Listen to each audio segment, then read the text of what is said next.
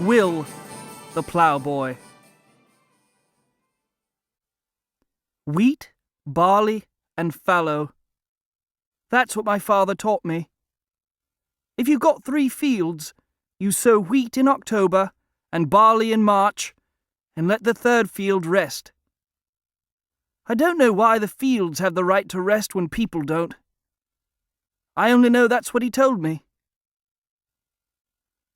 My father's been dead for 4 years now, but I think of him every day. I used to lead the ox when he ploughed. We'd finish the field on the north side of the village and cross to the west, but that was a long walk, and he'd let me ride the ox.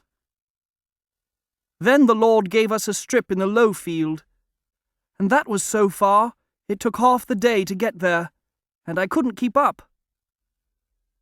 And neither could my father. There was so much walking between the fields, and the strips of land were so small, our harvest wasn't worth a rotten apple.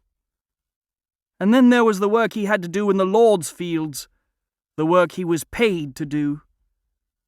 Every day he'd bring home 3 herrings and a loaf of bread. But sometimes the herrings had been dead so long we couldn't eat 'em. One night he came home late, and my mother ran out and put her arms around him, and I heard her say, "Why, what's that?" And he put his hand over her mouth and led her inside. And under his smock he had a hare, most as big as a fox, still warm. He'd killed it with a stone. My mother cried, and she said he'd be hanged, and he told her to clean the hare for supper. So we had fresh meat, and I ate so much I was sick in the night. He said I couldn't tell anyone, not ever, because that hare belonged to the Lord, and we had no right to eat it.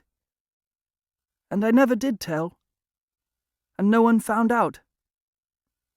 And when he lay dying, he told me to work hard and take care of my mother and sisters, and I promised I would, even if I died of working. I always did everything he told me, and I always will, so long as I live.